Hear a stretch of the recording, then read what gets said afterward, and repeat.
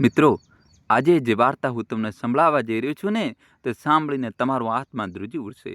તમારી આંખોમાંથી આંસુ રોકાશે નહીં અને કદાચ તમે તમારી માતાને, તમારી સાસુને, તમારા ઘરની વૃદ્ધ સ્ત્રીને એકવાર જરૂર ગળે લગાવવા દોડશો. આ વાર્તા છે કે એવી માતાની જેને પોતાના પુત્રને ઉછેરીને મોટો અફસર બનાવ્યો. પોતાના લોહી પરસેવાથી તેની જિંદગી સવારી, પરંતુ એ જ પુત્રના ઘરમાં તેને ચોર કહેવામાં આવી. એક એવી સાસુની જેને એ જ પુત્રવધુએ ચોરીના આરોપમાં ઘરમાંથી કાઢી મુકાવી, જે પુત્રવધુની થાળીમાં તે પોતાના ઈચ્છાનો કોળિયો મૂકી દેતી હતી, અને પછી એ માતાએ કે એવું પગલું ભર્યું કે આખું ઘર ધ્રુજી ઉઠ્યું. આખો મહોલ્લો થરથરી ગયો, અને એ પુત્રવધુ જે પોતાને ખૂબ ચાલાક સમજતી હતી, તે જિંદગીભર માટે એવો પાઠ શીખી ગઈ જે તે ક્યારેય નહીં ભૂલી શકે. મિત્રો, જો તમે આ વાર્તાને વચ્ચેથી છોડીને જતા રહ્યા ને, તો કદાચ તમે બોર્ડને મિસ કરી દેશો, જે તમારી આંખો ભીની કરી દેશે. તો વાર્તાને પૂરી અંત સુધી જોજો. અને હા, જો તમે નવા છો તો ચેનલને સબસ્ક્રાઈબ કરવાનું ભૂલતા નહીં, અને બેલ આઇકન દબાવી દો, જેથી મારી દરેક નવી વાર્તા સૌથી પહેલાં તમારા સુધી પહોંચે. તો ચાલો શરૂ કરીએ આજની આ દિલને સ્પર્શી જતી વાર્તાને. માનવે છેલ્લું પગલું. ઉત્તર પ્રદેશના એક નાના એવા ગામ રામપુરામાં રહેતા હતા સાવિત્રી દેવી. ઉંમર 70 વર્ષ. ચહેરા પર કરચલીઓની રેખાઓ હતી, પણ આંખોમાં આજે પણ ચમક હતી, જે એક માતાની આંખોમાં પોતાના પુત્રનું નામ લેતા જ આવી જાય છે. સાવિત્રી દેવીના પતિ રામદીનજી 3 વર્ષ પહેલા આ દુનિયામાંથી ચાલ્યા ગયા હતા. એક આંચકામાં તેમને સારો છીનવાઈ ગયો હતો, પણ સાવિત્રી દેવીએ પોતાને સંભાળ્યા. કેમ? કારણ કે તેમની પાસે એક આશા હતી, એક સપનું હતું, તેમનો પુત્ર આકાશ તેમની આંખોનો તાવરો, તેમના જીવનનો એકમાત્ર સહારો. સાવિત્રી દેવીએ પોતાની આખી જિંદગી એક પુત્ર માટે લગાવી દીધી હતી. ક્યારે પોતે ભૂખ્યા ઊંઘ્યા પણ પુત્રને દૂધ પીવડાવ્યું, ક્યારે ફાટેલી સાડીમાં આખું વર્ષ કાઢી નાખ્યું પણ પુત્રને નવો શર્ટ અપાવ્યો, ખેતરોમાં રાત દિવસ કામ કર્યું, બીજાના ઘરોમાં વાસણ માંજ્યા પણ પુત્રનો અભ્યાસ ક્યારેય અટકવા ન દીધો. અને આજે એ જ આકાશની મહેનત રંગ લાવી હતી. તે દિલ્હીમાં એક બહુ મોટા સરકારી કાર્યાલયમાં એસડીએમ બની ગયો હતો. ગામ આખામાં સાવિત્રી દેવીની છાતી ગર્વથી પોળી થઈ જતી જ્યારે કોઈ કહેતું, અરે તાઈ, તમારો પુત્ર તો મોટો અફસર બની ગયો છે.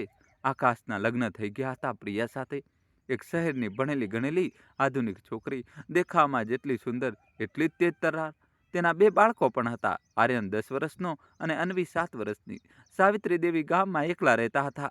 સવારે 5 વાગે ઉઠતા, તુલસીને જલ અર્પણ કરતા, હનુમાન ચાલીસા વાંચતા અને પછી દિવસભરનું કામ પતાવતા. પણ સાંજ પડતા આજે ખાલી ઘરમાં તેમની સૂની આંખો બસ એક જ વસ્તુ માટે તરસતી હતી, પોતાના પુત્રનો અવાજ.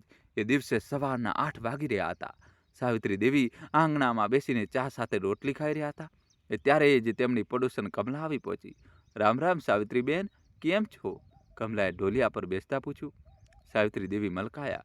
બસ બેન, ચાલી રહી છે જિંદગી જેમ ભગવાન ચલાવી રહ્યો છે. કમલાએ ઊંડો શ્વાસ લીધો.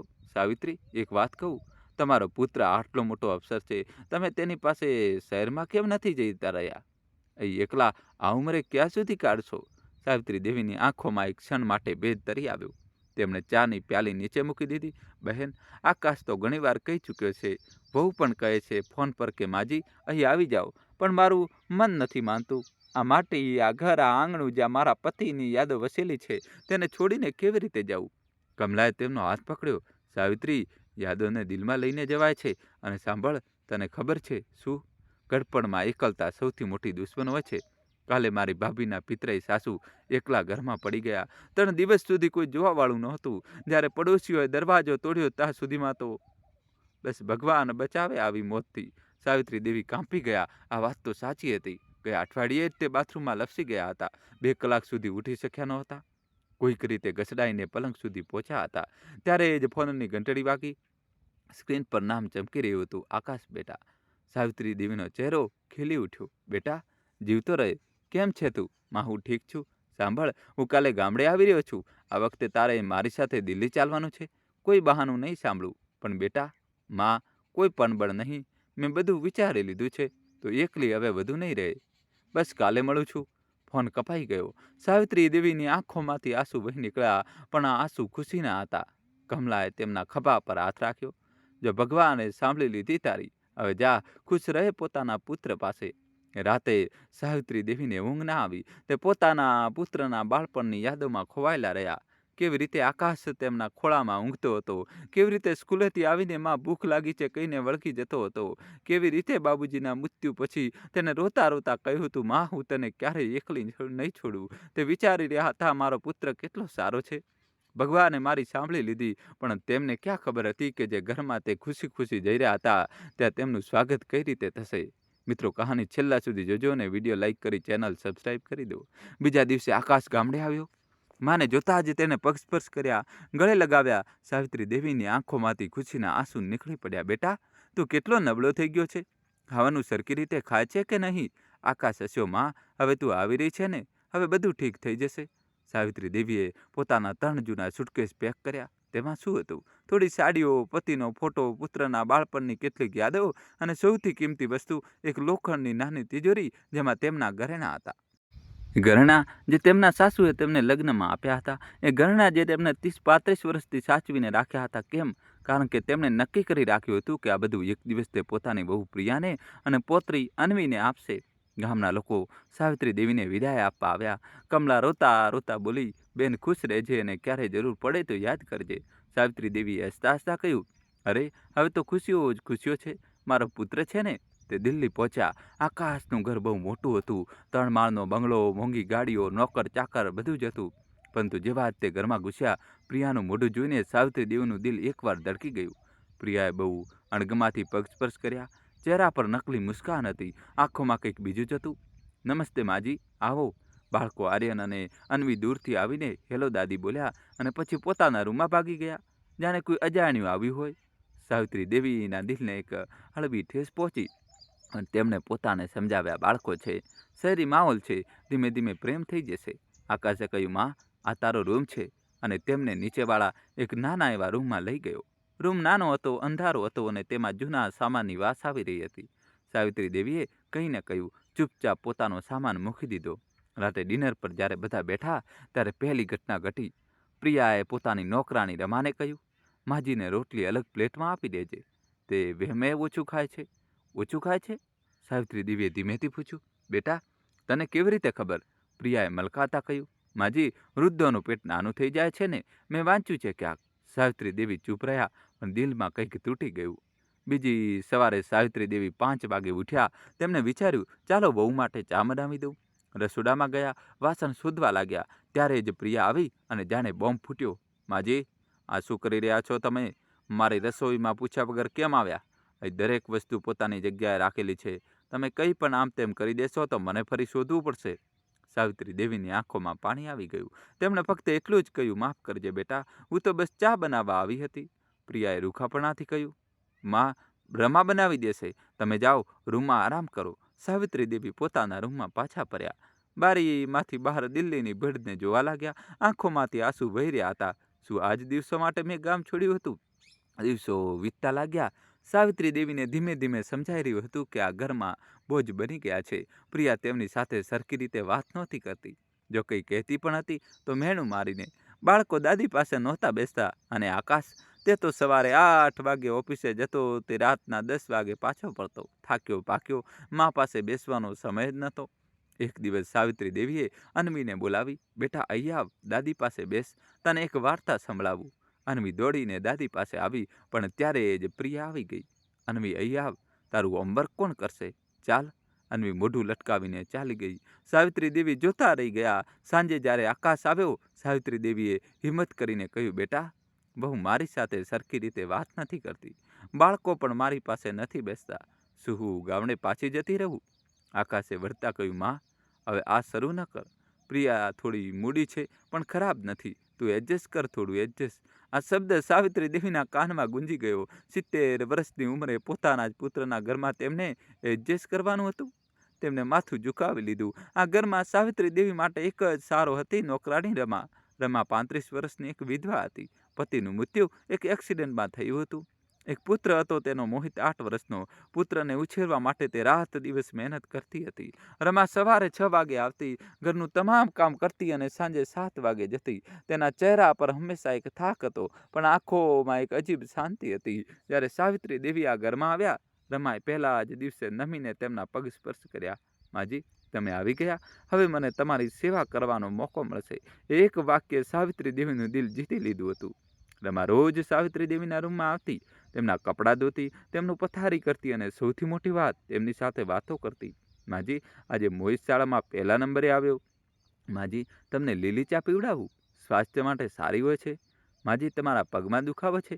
રોકા, હું રાઈનું તેલ ગરમ કરીને લાવું છું. સાવિત્રી દેવીને લાગતું કે આ મારી વહુ હોવી જોઈતી હતી, પણ ભગવાને કદાચ એવું નહીં ઈચ્છ્યું. એક દિવસ રમા બહુ ઉદાસ હતી. સાવિત્રી દેવીએ પૂછ્યું, બેટા શું થયું? ચહેરો કેમ ઉતરેલો છે? રમાની આંખોમાં આંસુ આવી ગયા. માજી, મોહિતની સ્કૂલની ફી ભરવાની છે, 5,000 જોઈએ છે. આ મહિને પગાર મળી શક્યો નથી. અત્યારે મેડમ કહી રહ્યા છે આવતા અઠવાડિયે આપશે, પણ સ્કૂલવાળા આજે જ માગી રહ્યા છે, પુત્રને કાઢી મૂકશે. સાવિત્રી દેવીના દિલમાં કંઈક થયું. તેમણે તરત જ પોતાની તિજોરી ખોલી અને એક સોનાની નાની ચેન કાઢી. આ લે બેટા, ગીરવે મૂકી દે, પોતાના પુત્રની ફી ભરી દે. રમા ગભરાઈ ગઈ. નાના માજી, આ હું ન લઈ શકું. સાવિત્રી દેવીએ તેનો હાથ પકડ્યો. બેટા, એક માં પોતાના બાળક માટે શું નથી કરતી. તું પણ માં છે, હું પણ માં છું, લે રાખી લે, પછી છોડાવી લેજે. રમાએ રોતા રોતા એ ચેન લીધી અને કસમ ખાધી, માજી, હું આને જરૂર પાછી લાવીશ, તમે ચિંતા ન કરો. પણ આ આખો નજારો એક વ્યક્તિ સંતાઈને જોઈ રહી હતી, પ્રિયા. પ્રિયા પોતાના રૂમમાંથી બધું જ જોઈ રહી હતી. તેના મગજમાં કંઈક રંધાઈ રહ્યું હતું, કંઈક બહુ ઝેરી. એ રાતે પ્રિયાએ આકાશને કહ્યું, આકાશ, એક વાત કહું, આજે મેં જોયું તારી માએ રમાને કંઈક આપ્યું, કદાચ પૈસા. આકાશે હસીને કહ્યું, તો શું થયું? માની પોતાની મરજી છે. ના આકાશ, વાત એ છે કે મને લાગે છે રમા કંઈક ગડબડ છે. તે માજી પાસેથી કંઈક ચોરી પણ શકે છે. આપણે સાવધાન રહેવું જોઈએ. આકાશે કહીને કહ્યું, પણ પ્રિયાના મનમાં એક પ્લાન બની ચૂક્યો હતો. મિત્રો, કહાની છેલ્લા સુધી જોજો અને ચેનલ સબસ્ક્રાઇબ કરી દો. કેટલાક દિવસો પછી પ્રિયાની માં શાંતિ દેવી ઘરે આવ્યા. બંને માં દીકરી એક રૂમમાં બેસીને વાતો કરી રહ્યા હતા. મમ્મી, હું કંટાળી ગઈ છું આ ડોશીથી. આ ક્યાં સુધી આપણા માથા પર બેસી રહેશે? શાંતિ દેવીએ કહ્યું, બેટા ધીરજ રાખ, ગરડી છે, ક્યાં સુધી જીવશે? મમ્મી, તમે સમજી નથી રહ્યા, આ તો વર્ષો સુધી જીવશે આમ જ. મારે કંઈક કરવું પડશે, કંઈક એવું કે આકાશ પોતે આને ઘરમાંથી કાઢી મૂકે. શાંતિ દેવીની આંખોમાં ચમક આવી ગઈ. શું વિચારી રાખ્યું છે તે? પ્રિયાએ ધીમા અવાજે કહ્યું, મમ્મી, હું એક પ્લાન બનાવી રહી છું. એ રમાને પણ ઠેકાણે લગાવીશ અને માજીને પણ. એક તીરથી બે શિકાર. શાંતિ દેવીએ દીકરાના કપાળને ચૂમ્યું. મારી દીકરી બહુ સમજદાર છે. બીજા દિવસે પ્રિયાએ એક રમત શરૂ કરી. સવારમાં પ્રિયાએ સાવિત્રી દેવીના રૂમમાં આવીને કહ્યું, માજી, આજે હું તમારા માટે જમવાનું બનાવીશ, તમને શું જમવું ગમશે? સાવિત્રી દેવી હેરાન થઈ ગયા. 3 મહિનામાં પહેલી વાર વહુએ એવું કંઈ કહ્યું હતું. બેટા, કંઈ પણ બનાવી દે, મારે કોઈ પસંદ નાપસંદ નથી. ના માજી, બતાવો ને, આજથી હું પણ તમારી સંભાળ રાખીશ. મને માફ કરી દો જો મેં પહેલાં કંઈ ખોટું કર્યું હોય તો. સાવિત્રી દેવીની આંખોમાં આંસુ આવી ગયા. તેમણે પ્રિયાને ગળે લગાવી લીધી. બેટા, મને તારાથી કોઈ ફરિયાદ નથી. એ દિવસે પ્રિયાએ બહુ સારું જમવાનું બનાવ્યું. પોતે પોતાના હાથે જમાડ્યા. બાળકોને દાદી પાસે બેસાડ્યા. સાવિત્રી દેવીને લાગ્યું ભગવાને સાંભળી લીધી, હવે બધું ઠીક થઈ જશે. પણ આ વાવાઝોડા પહેલાંની શાંતિ હતી. એક અઠવાડિયા સુધી પ્રિયા બહુ પ્રેમથી પેશ આવતી રહી. સાવિત્રી દેવીનો વિશ્વાસ જીતી લીધો. પછી એ દિવસ આવ્યો. આકાશ ઓફિસેથી બહુ ખુશ પાછો ફર્યો. તેને એક બેગ કાઢી અને પ્રિયાને આપી. પ્રિયા, આ 2 લાખ છે. કાલે આપણે જમીનની ડીલ કરવાની છે, આને સાચવીને રાખ. પ્રિયાએ બેગ લીધી. આકાશ આરામ કરવા ચાલ્યો ગયો. પ્રિયાએ બેગ પોતાની તિજોરીને કબાટમાં રાખી, પણ કબાટને તાળું ન માર્યું, જાણી બૂજીને. બીજા દિવસે આકાશ ઓફિસે ચાલ્યો ગયો. પ્રિયાએ સાવિત્રી દેવીને કહ્યું, માજી, આજે બહુ સરસ હવામાં વાતાવરણ છે, ચાલો ને તમને મંદિર લઈ જાઉં. સાવિત્રી દેવી ખુશ થઈ ગયા. વાહ બેટા, ચાલ જઈએ. પ્રિયાએ કહ્યું, માજી, રમા પણ સાથે ચાલશે તમારી મદદ માટે. ત્રણેય મંદિર ચાલ્યા ગયા. પાછળ ઘરમાં કોઈ નહોતું, બસ આર્યન અને અન્વી પોતાના રૂમમાં હતા. પ્રિયા જતા પહેલાં જ કંઈક કરી રાખ્યું હતું. શું? આવો જોઈએ. મંદિરમાં પ્રિયા બહુ પ્રેમથી પેશ આવી. ભગવાન સામે હાથ જોડ્યા. સાવિત્રી દેવીની આંખોમાં આંસુ હતા. હે ભગવાન, મારી વહુને હંમેશા ખુશ રાખજે. 2 કલાક પછી તે ઘરે પાછા ફર્યા. ઘરમાં ઘૂસતા જ પ્રિયાએ રાડો પાડવાનું શરૂ કર્યું. આકાશ, આકાશ, જલ્દી આવો, બહુ મોટી ગડબડ થઈ ગઈ. આકાશ દોડતો આવ્યો. શું થયું? કબાટ ખુલ્લું પડ્યું છે અને તે 1 લાખ ગાયબ છે. આકાશના હોશ ઉડી ગયા. તેને કબાટ જોયું, સાચે જ પૈસા નહોતા. પ્રિયા, તે ક્યાં રાખ્યા હતા? આકાશ, મેં અહીં જ રાખ્યા હતા, કસમથી, પણ હવે નથી. સાવિત્રી દેવી ઊભા જોઈ રહ્યા હતા. રમા પણ બંનેને કંઈ સમજાઈ નહોતું રહ્યું. પ્રિયાએ ધીમેથી કહ્યું, આકાશ, ઘરમાં બસ આપણે 3 જ હતા બહાર, અને આ બંને. તેને સાવિત્રી દેવી અને રમા તરફ ઇશારો કર્યો. આકાશ ચોંક્યો. પ્રિયા, તું શું કહી રહી છે? હું કંઈ નથી કહી રહી, પણ સાચું તો એ છે કે ઘરમાં માત્ર બાજી અને રમા હતા. મેં તો તેમને મારી સાથે મંદિર લઈ જવાનો નિર્ણય પણ એટલે જ કર્યો હતો કે રખેને એકલા ઘરમાં કંઈ થઈ ન જાય. પણ કદાચ મંદિર જતાં પહેલાં જ સાવિત્રી દેવીની આંખો ફાટેલી રહી ગઈ. "વહુ, તું શું કહી રહી છે? હું ચોરી કરીશ મારા જ દીકરાના ઘરમાં?" રમા રડી પડી. "મેડમજી, મારા પર શંકા ન કરો. હું ગરીબ જરૂર છું, પણ ચોર નથી." પ્રિયાએ હાથ હલાવ્યો. "હું કોઈના પર શંકા નથી કરી રહી, પણ આકાશ, તલાશી લેવી પડશે. આ પૈસા આપણી જરૂરિયાતના છે. કાલે જમીનની ડીલ છે." આકાશ ખૂબ કન્ફ્યુઝ હતો, પણ પછી બોલ્યો, "ઠીક છે, તલાશી લો." સૌથી પહેલાં રમાની તલાશી થઈ. એનું પર્સ, એનું બેગ કંઈ ન મળ્યું. પછી પ્રિયા સાવિત્રી દેવીના રૂમમાં ઘૂસી. "બાજી, માફ કરજો, પણ મારે જોવું પડશે." સાવિત્રી દેવી પથ્થર બની ગયા. તે ખુરશી પર બેસી ગયા. દિલ ધડકી રહ્યું હતું જેમ કે બહાર આવી જશે. પ્રિયાએ તેમનું સુટકેસ ખોલ્યું, કપડાં ફેંક્યા અને પછી તેમની તે લોખંડની તિજોરી પર નજર પડી. "બાજી, આ શું છે? આને ખોલો." સાવિત્રી દેવીએ ધ્રુજતા હાથે તિજોરી ખોલી અને ત્યાં પૈસા હતા. પૂરા 1 લાખ, નોટોની એક ગડ્ડી. આકાશના પગ જમીનમાં ઘસી ગયા. સાવિત્રી દેવી ચીસ પાડી ઉઠ્યા. "ના, આ મારા પૈસા નથી. આ અહીં કેવી રીતે આવ્યા મને નથી ખબર." "આકાશ બેટા, હું કસમ ખાઉં છું." પ્રિયાએ તીખા અવાજમાં કહ્યું. "બાજી, હવે કસમ ખાવાથી શું થશે? પુરાવો સામે છે અને બાકીના 1 લાખ ક્યાં છે? રમાને આપી દીધા?" સાવિત્રી દેવીનું માથું ચકરાઈ ગયું. તે જમીન પર બેસી ગયા. "આકાશ બેટા, મેં નથી કર્યું. વિશ્વાસ કર મારો." આકાશની આંખોમાંથી આંસુ નીકળી પડ્યા, પણ તેની આંખોમાં મા માટે વિશ્વાસ નહોતો, શંકા હતી. "માં, હું વિચારી પણ નહોતો શકતો." પ્રિયાએ તરત જ રમા તરફ ફરીને કહ્યું. "અને તું અત્યારે પણ કહીશ કે તું ચોર નથી? બાજીએ તને બાકીના પૈસા આપ્યા હશે?" રમા રડવા લાગી. "મેડમ, ઈશ્વરના સમ મેં કંઈ નથી કર્યું." પ્રિયાએ એને ઢસડીને બહાર કાઢી. "નીકળ અહીંથી અત્યારે જ. ફરીથી આ ઘરમાં કદમ ન મૂકતી, અને તારો પગાર પણ નહીં આપું. એનાથી જ પૈસા ભરી દો." રમા હાથ જોડીને કરગરતી રહી, પણ પ્રિયાએ દરવાજો બંધ કરી દીધો. સાવિત્રી દેવી જોતા રહી ગયા. એમની આંખોમાંથી આંસુ વહી રહ્યા હતા, પણ જીભ બંધ હતી. તે રાત્રે કોઈ ન ઊંઘ્યું. આકાશ પોતાના રૂમમાં ચૂપચાપ બેઠો હતો. પ્રિયા એની પાસે આવી. "આકાશ, હું જાણું છું તને કેટલું દુઃખ થઈ રહ્યું છે, પણ આ સચ્ચાઈ છે. પુરાવો તારી સામે છે." આકાશે માથું પકડી લીધું. "પ્રિયા, મારી માં એવું કરી જ ન શકે. કંઈક તો ગડબડ છે." પ્રિયાએ તરત જ દાબ ફેંક્યો. "આકાશ, તું કેમ નથી સમજતો? ગડપણમાં લોકોનું મગજ ઠેકાણે નથી રહેતું. કદાચ બાજીને યાદ પણ ન હોય કે તેમણે પૈસા લીધા, કે કદાચ તે રમાના બાળકની મદદ કરવા માંગતા હતા. એ રમાએ જ તેમને બહેકાવ્યા હશે." આકાશ કંઈ ન બોલ્યો. "આકાશ, હું એક વાત કહું? હવે બાજીને અહીં રાખવા ઠીક નથી. બાળકો પર ખોટી અસર પડશે. કાલે સવારે આપણા સગા સંબંધીઓને ખબર પડશે તો આપણી કેટલી બેઇજ્જતી થશે. તો શું કરવું?" પ્રિયાએ ધીમેથી કહ્યું. "વૃદ્ધાશ્રમ. ત્યાં તેમને સારું વાતાવરણ મળશે. તેમની ઉંમરના લોકો હશે અને આપણે તેમને મળવા પણ જતા રહીશું." આકાશે નજર ઊંચી કરી. "વૃદ્ધાશ્રમ? પ્રિયા, તું પાગલ થઈ ગઈ છે? હું મારી માને..."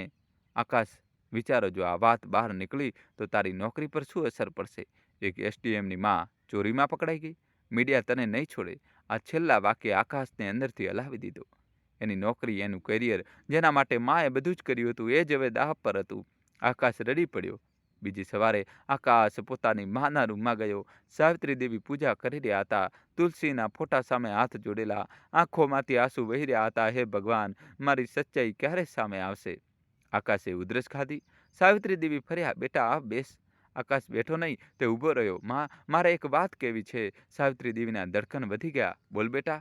"માં, તમારે કંઈક દિવસો માટે એક જગ્યાએ જવું પડશે. એક વૃદ્ધાશ્રમ છે, ખૂબ સારી જગ્યા છે. ત્યાં તમારી ઉંમરના લોકો છે. તમને સારું લાગશે." સાવિત્રી દેવી એક ક્ષણ માટે સદબદ રહી ગયા. પછી ધીરે ધીરે તેમના ચહેરાની દરેક કરચલી કાંપી ઉઠી. "વૃદ્ધાશ્રમ? બેટા, તું મને વૃદ્ધાશ્રમ મોકલી રહ્યો છે?" આકાશની આંખોમાં આંસુ હતા. "માં, કેટલાક દિવસો માટે, પછી હું તમને લઈ આવીશ." સાવિત્રી દેવી ઊભા થયા. તેમણે પોતાના દીકરા તરફ જોયું. એ દીકરો જેને તેમણે પોતાની છાતીએ સર ચાંપીને ઉછેર્યો હતો, જેના માટે તેમણે પોતાની આખી જિંદગી લગાવી દીધી હતી, આજે તેમને ઘરમાંથી કાઢી રહ્યો હતો. "બેટા." એમનો અવાજ કાપ્યો. "શું એકવાર પણ તે વિચાર્યું કે મારી માં જૂઠ ન બોલી શકે? શું એકવાર પણ તને મારો પક્ષ સાંભળ્યો?" આકાશનું માથું નીચે નમી ગયું. "માં, પુરાવો." સાવિત્રી દેવી હસ્યા, પણ એ હાસ્ય એક તલવારની ધાર જેવું હતું. "બેટા, જ્યારે તું 3 વર્ષનો હતો, તારા બાબુજી દહાડી પર ગયા હતા. તું બીમાર થઈ ગયો. તે જ તાવ. મેં આખી રાત તને ભીની પટ્ટીઓ મૂકી. સવારે તને ડૉક્ટર પાસે લઈ ગયા. ડૉક્ટરે કહ્યું 500ની દવા થશે. ઘરમાં પૈસા નહોતા. મેં મારી એકમાત્ર સોનાની બંગડી વેચી દીધી. તને બચાવ્યો." આકાશ રડી પડ્યો. "જ્યારે તું 10 વર્ષનો હતો, તારે પુસ્તકો જોઈતા હતા, પૈસા નહોતા. હું જમીનદારના ઘરે વાસણ માંજવા ગઈ. રોજ 3 મહિના તારા પુસ્તકો આવ્યા. જ્યારે તું 18 વર્ષનો હતા તારા બાપુજી બીમાર પડ્યા. અમારી પાસે ઈલાજના પૈસા નહોતા. મેં મારા ઘરેના મારી એક એક વસ્તુ વેચી દીધી. તારા બાપુજી તોય બચી ન શક્યા, પણ તને ભણાવવાથી ન રોક્યો. મિત્રો, હજી કહાની બાકી છે. આરોપ સાચા સાબિત થશે કે ખોટા હવે જોવાનું રહેશે. વિડીયો લાઈક કરી. જ્યારે તું કોલેજમાં હતો તારે સારા કપડાં જોઈતા હતા. મેં 2 વર્ષ સુધી એક જ સાડીમાં કામ ચલાવ્યું, પણ તને ઓછપાવા ન દીધી. અને આજે એ જ દીકરાને મારી કહેલી વાત પર વિશ્વાસ નથી. આકાશ જમીન પર બેસી ગયો.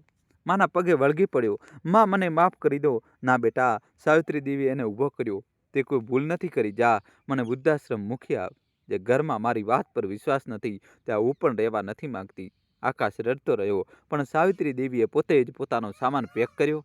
જતી વખતે અન્વી દાદીને વળગી પડી. દાદી, તમે ક્યાં જઈ રહ્યા છો? સાવિત્રી દેવીએ પોતરીને ગળે લગાવી. બેટા, ક્યારેય પોતાની માં જેવી ન બનતી. એક વાત યાદ રાખજે, વડીલોનું સન્માન કરજે. તે ઘરમાં જે પ્રેમ, જે આશીર્વાદ આપે છે તે ભગવાનના આશીર્વાદથી પણ વધીને છે. આર્યને પણ દાદીના પગ સ્પર્શ કર્યા. કંઈ બોલી ન શક્યો. પ્રિયા દૂર ઊભી જોઈ રહી હતી. એના હોઠ પર એક હળવું સ્મિત હતું, વિજયનું સ્મિત. કારમાં બેસતી વખતે સાવિત્રી દેવીએ ઘર તરફ એક છેલ્લી નજર નાખી, જ્યાં તેમણે પહેલીવાર વહુને જોઈ હતી, જ્યાં પૌત્ર પૌત્રીનો પહેલો સ્પર્શ અનુભવ્યો હતો, જ્યાં એમનો દીકરો હતો. અલવિદા મારું ઘર, તે ધીમેથી બબડ્યા. આશરા વૃદ્ધાશ્રમ, એ જ નામ હતું એ જગ્યાનું. દિલ્હીથી થોડી બહાર એક શાંત વિસ્તારમાં. આકાશે ફોર્માલિટી પૂરી કરી. માને રૂમ બતાવ્યો. 2 પલંગ હતા રૂમમાં. એક અન્ય વ્યસ્ત મલ્યા ત્યાં રહેતી હતી. આકાશ જતા પહેલા માને પગવા પડવા નમ્યો, પણ સાવિત્રી દેવી એને રોકી દીધો. બેટા જા, હવે જલ્દીથી જા. મારે રડવું નથી. તું પણ ન રડતો. અને હા માં, એક વાત યાદ રાખજે, હું તારાથી ક્યારેય નારાજ નથી રહી. માં ક્યારેય ન થઈ શકે. બસ એક દિવસ તને સાચું ખબર પડશે. એ દિવસે મને યાદ જરૂર કરજે. આકાશ કંઈ બોલી ન શક્યો. તે ચાલ્યો ગયો. વૃદ્ધાશ્રમમાં સાવિત્રી દેવીની મુલાકાત થઈ કમલાતાઈ સાથે. 75 વર્ષના એક વયસ્ક મહિલા. તે સાવિત્રી દેવી પહેલાથી 2 વર્ષથી ત્યાં રહી રહ્યા હતા. એમની પણ વાર્તા કંઈક એવી જ હતી. દીકરાએ છોડી દીધા હતા. કમલાતાઈએ કહ્યું, બહેન, અહીં દુઃખ મનાવવાથી કંઈ નહીં થાય. જે છે એને જીવવાનું છે. ચાલ, હું તને અહીંના લોકો સાથે મેળવું. સાવિત્રી દેવીએ ત્યાંના લોકો સાથે મુલાકાત કરી. બધા જ એક જ દર્દના માર્યા હતા. કોઈએ દીકરાએ છોડ્યા હતા, કોઈને દીકરીએ, કોઈની વહુએ તો કોઈના જમાઈએ. પણ સાવિત્રી દેવીનું દિલ બસ એક જગ્યાએ અટકેલું હતું, એ જૂઠમાં જે એમના પર લાગ્યું હતું. રોજ રાત્રે તે પથારી પર સૂતા, આંખોમાં આંસુ હતા, અને બસ એક જ પ્રાર્થના કરતા, એ ભગવાન, સચ્ચાઈ સામે લાવી દે. મારી સચ્ચાઈ સામે લાવી દે. હું બીજું કંઈ નથી માગતી. 2 અઠવાડિયા પછી એક દિવસ એક ચમત્કાર થયો. વૃદ્ધાશ્રમના ગેટ પર કોઈ આવ્યું. ગાર્ડે અંદર ખબર મૂકી, સાવિત્રી દેવીજી, તેમને કોઈ મળવા આવ્યું છે. સાવિત્રી દેવી હેરાન થઈ ગયા. કોણ આવી શકે? તે ગેટ પર ગયા. સામે ઊભી હતી રમા. સાથે એનો દીકરો મોહિત પણ હતો. બાજી, રમા દોડીને પગે પડવા નમી. સાવિત્રી દેવી એને ઊભી કરી, ગળે લગાવી લીધી. બંને ધ્રુસકે રડ્યા. બેટા, તું અહીં કેવી રીતે? રમાએ રડતા રડતા કહ્યું, બાજી, મને ખબર પડી કે મેડમે તમને વૃદ્ધાશ્રમ મોકલી દીધા. હું તમને મળ્યા વગર ન રહી શકી. મોહિતે પણ દાદીના પગ સ્પર્શ કર્યા. સાવિત્રી દેવીએ એના માથા પર હાથ ફેરવ્યો. રમાએ પોતાની બેગમાંથી એક નાની ડબ્બી નીકાળી. સાવિત્રી દેવીને આપી. બાજી, આ તમારી ચેન છે, તમારી ધરોહર. મેં પૈસા ભેગા કરીને છોડાવી લીધી. તમારી પાસે પાછી આવી ગઈ છે. સાવિત્રી દેવીએ ડબ્બી ખોલી. સાચે જ એમની એ જ ચેન હતી. એમની આંખોમાંથી આંસુ વહેવા લાગ્યા. બેટા, તું આટલી મહેનત કરીને મને શોધીને. રમાએ કહ્યું, બાજી, તમારા પર જે આક્ષેપ લાગ્યો એનું દર્દ મારાથી વધારે બીજું કોણ સમજી શકે? મેડમે મારા પણ એ જ આક્ષેપ લગાવ્યો હતો. પણ બાજી, તમે નિર્દોષ છો, હું જાણું છું. સાવિત્રી દેવીએ રમાનો હાથ પકડ્યો. બેટા, ભગવાન તમે ખૂબ ખુશ રાખે. મારી દુઆ છે તારો દીકરો જીવનમાં ખૂબ મોટો માણસ બનશે. રમા રોજ વૃદ્ધાશ્રમ આવવા લાગી. સાવિત્રી દેવી માટે જમવાનું બનાવીને લાવતી, એમના હાથ પગ દબાવતી, ક્યારેક મોહિતને પણ સાથે લઈ આવતી. સાવિત્રી દેવીને લાગતું હતું કે મારી અસલી વહુ આ જ છે. પણ એક દિવસ રમાએ કંઈક એવું કહ્યું જેને સાવિત્રી દેવીની દુનિયા બદલી નાખી. બાજી, મારે તમને એક વાત કહેવી છે, પણ પહેલાં વાયદો કરો કે તમે ગુસ્સે નહીં થાવ. બોલ બેટા. બાજી, જે દિવસે તમે મંદિર ગયા હતા એ દિવસે હું મંદિરથી પાછા આવ્યા પછી રસોડામાં ગઈ હતી. મારી બંગડી ત્યાં પડી ગયું હતું. જ્યારે હું બંગડી ઊંચકી રહી હતી ત્યારે મેં જોયું કે આર્યન બાબા પૈસા લઈને તમારા રૂમમાં જઈ રહ્યા હતા. સાવિત્રી દેવી ચોંકી ગયા. આર્યન, મારો પુત્ર? હા બાજી, અને તેમને મેડમે મોકલ્યા હતા. મેં મેડમને કહેતા સાંભળ્યા હતા કે આર્યન, જા, આ બેગ બાજીના સંદૂકમાં મૂકી આવ અને કોઈને કહેતો નહીં. મને ખૂબ અજીબ લાગ્યું, પણ હું કંઈ બોલી ન શકી. હું નોકરાણી હતી, કોણ સાંભળત મારું? સાવિત્રી દેવીના પગ નીચેની જમીન નીકળી ગઈ. તે ખુરશી પર બેસી ગયા. તો આ બધું પ્રિયાનો પ્લાન હતો? હા બાજી, સાવિત્રી દેવીની આંખોમાં એક અલગ જ ચમક આવી ગઈ. પહેલા દર્દ હતું, હવે ગુસ્સો હતો, પહેલા આંસુ હતા, હવે આગ હતી, પણ તે ચૂપ રહ્યા, કંઈ ન બોલ્યા. મનમાં કંઈક નક્કી કરી લીધું. તે રાત્રે તે મોડે સુધી જાગતા રહ્યા, વિચારતા રહ્યા, અને પછી તેમણે એક પગલું ભર્યું, એવું પગલું જેને આખું ઘર હલાવી દીધું. બીજા દિવસે સવારે સાવિત્રી દેવીએ વૃદ્ધાશ્રમના સંચાલકને કહ્યું, મને એક વકીલ જોઈએ છે, એક સારા વકીલ. સંચાલક હેરાન થયા. બાજી કેમ? કંઈક જરૂરી કામ છે. સંચાલકે પોતાની ઓળખાણના એક વકીલ અજય શર્માને બોલાવ્યા. વકીલ આવ્યા. સાવિત્રી દેવીએ તેમની સાથે 2 કલાક વાત કરી. કેટલાક દિવસો પછી સાવિત્રી દેવીએ એક કાનૂની નોટિસ મોકલી, આકાશ અને પ્રિયા બંનેના નામે. નોટિસ વાંચીને આકાશના પગ જમીનમાં ઘસી ગયા. એની માએ એની વિરુદ્ધ નોટિસ મોકલી હતી. નોટિસમાં લખ્યું હતું, સાવિત્રી દેવી, મારા દીકરા આકાશકુમાર વિરુદ્ધ આ કારણે નોટિસ જારી કરું છું કે મારા પર ખોટો ચોરીનો આક્ષેપ લગાવવામાં આવ્યો, મારા વિરુદ્ધ ષડયંત્ર રચવામાં આવ્યું, મારું માન સન્માન તાર કરવામાં આવ્યું. હું માગણી કરું છું, 1, મારી ઇજ્જત પાછી આપવામાં આવે. 2, મારા વિરુદ્ધ લગાવવામાં આવેલો ચોરીનો આક્ષેપ પાછો ખેંચવામાં આવે. 3, મારા ઘરેણાં અને સામાન જે મારી અનામત છે મને પાછા આપવામાં આવે. 4, મારી સાથે થયેલા માનસિક ઉત્પીડન માટે 50 લાખનું વળતર આપવામાં આવે. જો 15 દિવસની અંદર આ માંગણીઓ પૂરી નહીં થાય તો અદાલતનો મુકદ્દમો દાખલ કરીશ અને સાથે સાક્ષી તરીકે રમાદેવી અને આર્યન કુમારને રજૂ કરીશ, જે આખા ષડયંત્રની અસલી વાર્તા જાણે છે. નોટિસ વાંચીને આકાશ કાંપી ગયો. પ્રિયાના હાથ પગ ઠંડા પડી ગયા. આકાશે પ્રિયા તરફ જોયું. પ્રિયા, આ માએ શું લખ્યું છે? આર્યનને આમાં કેમ ઢસડ્યો? અને રમા? પ્રિયા ચૂપ હતી, પરસેવો વહી રહ્યો હતો. આકાશે બૂમ પાડ્યો, બોલ પ્રિયા, શું વાત છે? પ્રિયાએ કાપતા અવાજે કહ્યું, આકાશ, મને માફ કરી દો. આકાશે એને ખભેથી પકડીને ઢંઢોળી. શું માફ કરું? બતાવ. પ્રિયાના મોંમાંથી કંઈ ન નીકળ્યું, બસ આંસુ વહ્યા. ત્યારે જ આર્યન પોતાના રૂમમાંથી નીકળ્યો. તેને બધું સાંભળી લીધું હતું. પપ્પા? એનો અવાજ કાપી રહ્યો હતો. પપ્પા, મારે કંઈક બતાવવું છે. આકાશ ફર્યો. આર્યન રડવા લાગ્યો. પપ્પા, મેં પૈસા દાદીના સંદૂકમાં રાખ્યા હતા. મમ્મીએ કહ્યું હતું. આકાશના પગ કાંપવા લાગ્યા. તે ખુરશી પર બેસી ગયો. શું કહ્યું તે બેટા? આર્યને આખી વાર્તા બતાવી. મમ્મીએ એક દિવસ મને બોલાવ્યો, કહ્યું, આર્યન, એક ગેમ રમીએ. તારે આ બેગ દાદીના સંદૂકમાં છાનામાના મૂકવાની છે, કોઈને બતાવવાનું નથી. જો તું આવું કરીશ તો હું તને આઈફોન અપાવીશ. મને આઈફોન જોઈતો હતો, મેં કરી દીધું. આર્યન ધ્રુસકે રડવા લાગ્યો. પપ્પા, મને પછી ખબર પડી કે દાદીને એ જ પૈસાના લીધે ઘરમાંથી કાઢી મૂક્યા, પણ હું ડરી ગયો. મમ્મીએ કહ્યું હતું કે જો મેં કોઈને કહ્યું તો મારો આઈફોન પાછો લઈ લેશે અને મને ખૂબ મારશે. આકાશની આંખોમાં લોહી ઉતરી આવ્યું. તેને પ્રિયા તરફ જોયું. પ્રિયા? એના અવાજમાં અંગારા હતા. તે પોતાના દીકરાને પોતાના ષડયંત્રમાં સામેલ કર્યો, એક 10 વર્ષના બાળકને? પ્રિયા જમીન પર બેસી ગઈ, હાથ જોડીને કરગરવા લાગી. આકાશ, માફ કરી દો, મેં ભૂલ કરી. આકાશે એને એક જોરદાર તમાચો માર્યો. પહેલીવાર પોતાની જિંદગીમાં પ્રિયા જમીન પર પડી ગઈ. તે મારી મા પર ખોટો આક્ષેપ લગાવ્યો. તારી હિંમત કેવી રીતે થઈ? એ મા જેને મને જન્મ આપ્યો, મને ઉછેર્યો, મારી દરેક જરૂરિયાત પૂરી કરી, એને તે ચોર કહી? પ્રિયા રડતી રહી. આકાશે ફોન ઉચક્યો. રમાને ફોન લગાવ્યો. રમા, મને માફ કરી દે, મેં તારી સાથે ખૂબ ખોટું કર્યું. કૃપા કરીને આવીને મને મળ. રમા અડધા કલાકમાં ઘરે પહોંચી. આકાશે એના પગ સ્પર્શ કર્યા. રમા ગભરાઈ ગઈ. સાહેબ, આ શું કરી રહ્યા છો? મને પાપ લાગશે. આકાશ રડવા લાગ્યો. રમા, હું જાનવર છું. મેં તારી સાથે, મારી મા સાથે ખૂબ ખરાબ કર્યું. તારો બધો બાકી પગાર અને 5 લાખ આ લે. તેને ચેક રમાને પકડાવી દીધો. રમા ગભરાઈ ગઈ. સાહેબ, આટલા પૈસા હું કેવી રીતે લઈ શકું? રમા, આ પૈસા નથી, આ મારો પસ્તાવો છે, મારી ભૂલની માફી છે. મોહિતના ભણતરમાં લગાવજે, એને મોટો માણસ બનાવજે. રમાની આંખોમાંથી આંસુ વહી નીકળ્યા. પછી આકાશે પોતાની ગાડી નીકાળી વૃદ્ધાશ્રમ તરફ નીકળી પડ્યો. વૃદ્ધાશ્રમના ગેટ પર આકાશની ગાડી રોકાઈ. તે દોડીને અંદર ગયો. સાવિત્રી દેવી પોતાના રૂમમાં બારી પાસે બેઠા હતા, બહાર જોઈ રહ્યા હતા. આકાશ દરવાજા પર રોકાયો. તે અંદર જવાની હિંમત નહોતો એકઠો કરી શકતો. સાવિત્રી દેવીએ ફરીને જોયું. આકાશ દોડીને ગયો, માના પગમાં પડી ગયો. ધ્રુસકે રડવા લાગ્યો. માં, મને માફ કરી દો, હું અપરાધી છું, હું માણસ નથી, જાનવર છું, મેં તમને ન ઓળખ્યા. માં, મને માફ કરી દો. સાવિત્રી દેવીની આંખોમાંથી આંસુ હતા, પણ ચહેરો શાંત હતો. ઉઠ બેટા, જમીન પર કેમ બેઠો છે? માં, હું આજ લાયક છું, તમારા પગમાં બેસવા લાયક પણ નથી. સાવિત્રી દેવીએ એને ઊભો કર્યો, ગળે લગાવી લીધો.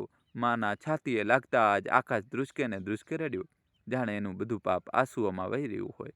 માં હું તમને પાછા લઈ જવા આવ્યો છું. પાછા ચાલો માં, મારું ઘર તમારા વગર અધૂરું છે. સાવિત્રી દેવીએ એના માથા પર હાથ ફેરવ્યો. બેટા, હું પાછી નહીં આવું. આકાશ ચોંક્યો. માં કેમ?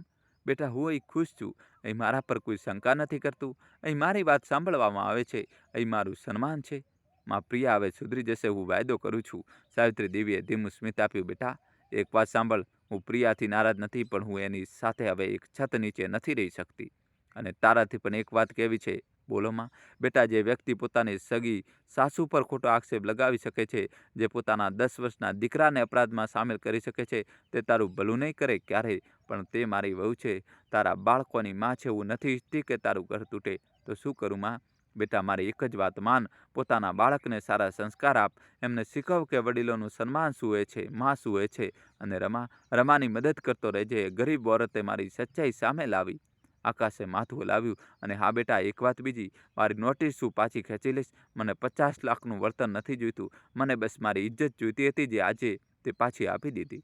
મિત્રો, કહાની છેલ્લા સુધી જોજો અને વિડીયો લાઇક કરી ચેનલ સબસ્ક્રાઈબ કરી દો. આકાશે માના પગ સ્પર્શ કર્યા. માં, તમે સાચે જ માન છો? ના બેટા, હું માત્ર એક માં છું.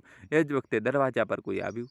પ્રિયા તે રડતી રડતી આવી હતી. આંખો સૂજી ગઈ હતી. તેને સાવિત્રી દેવીના પગ પકડી લીધા. બાજી, મને માફ કરી દો.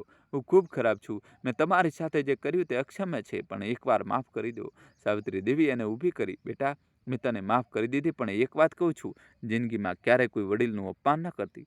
આ પાપ છે, અને આ પાપ એક દિવસ પાછું આવે છે. તો એક દિવસ પોતે વ્યસ્ત બનીશ, તારી વહુ પણ આવશે. જો તે તારી સાસુ સાથે સારું કર્યું હોત તો કદાચ તારી સાથે પણ સારું થાત, પણ હજુ પણ મોડું નથી થયું. પોતાના બાળકોને સાચો રસ્તો બતાવ. આર્યન અને અન્વીને સારા સંસ્કાર આપ.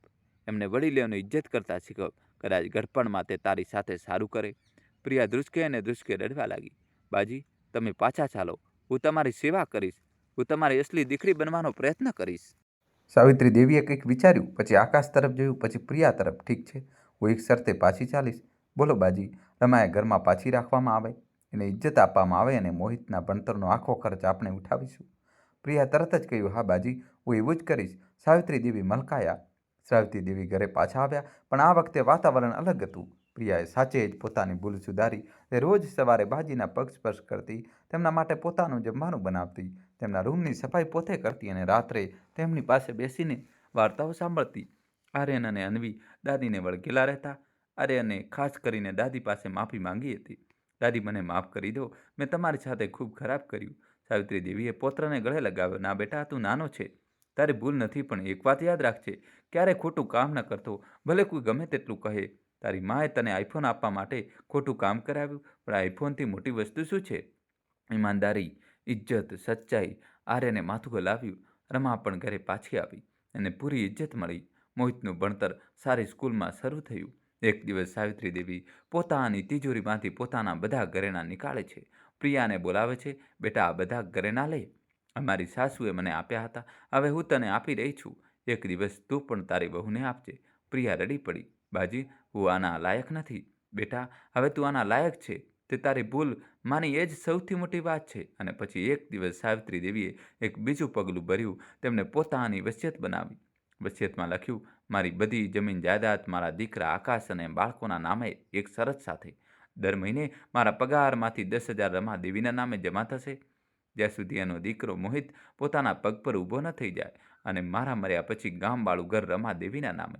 અમારી અંતિમ ઈચ્છા છે. વર્ષો પછી સાવિત્રી દેવી 85 વર્ષના થયા. એક શાંત સાંજે પોતાના દીકરાના ખોળામાં માથું મૂકીને આ દુનિયામાંથી વિદાય લીધી. છેલ્લા શબ્દો હતા, બેટા, માને ક્યારેય એકલી ન છોડતો, અને ક્યારેય કોઈ માનું અપમાન ન થવા દેતો. આજે પણ આર્યન પોતાની દાદીની તસવીર જુએ છે તો કહે છે, દાદી, તમે મને જિંદગીનો સૌથી મોટો પાઠ ભણાવ્યો. પ્રિયા આજે પોતાની વહુની સૌથી સારી સાસુ છે, અને રમા આજે એનો દીકરો મોહિત એક મોટો ડૉક્ટર છે. જ્યારે પણ કોઈ એને પૂછે છે કે બેટા, તારી સફળતા પાછળ કોણ છે, તો તે કહે છે કે એક માં જેનું નામ સાવિત્રી દેવી હતું. તે મારી સગી દાદી નહોતા, પણ એમના આશીર્વાદે મને અહીં પહોંચાડ્યો. તો મિત્રો, આ હતી આજની વાર્તા. માનું એ છેલ્લું પગલું કેવી લાગી તમને? શું તમારી આંખો પણ ભીની થઈ? મિત્રો, એક વાત યાદ રાખજો, વડીલો આપણા ઘરની રોનક હોય છે. એમના આશીર્વાદમાં આટલી તાકાત હોય છે કે આપણી જિંદગી બનાવી શકે છે અને એમના આંસુ આટલા ખતરનાક કે તે આપણી જિંદગી ઉજાડી પણ શકે છે. જો તમારા ઘરમાં પણ કોઈ વડીલ હોય, મા હોય, પિતા હોય, સાસુ હોય, સસરા હોય, દાદા હોય, દાદી હોય તો એમને ગળે લગાવી લો, એમના પગ સ્પર્શ કરી લો, એમની સાથે સમય વિતાવો કારણ કે એક દિવસ જ્યારે તે ચાલ્યા જશે ત્યારે તમારી પાસે બસ પસ્તાવો બચશે. અને જો તમે વહુ છો તો એક વાત વિચારો, તમે પણ એક દિવસ સાસુ બનશો. જેવું બીજ આજે વાવી રહ્યા છો તેવું જ ફળ મળશે. પ્રિયાએ છેવટે પોતાની ભૂલ સુધારી લીધી.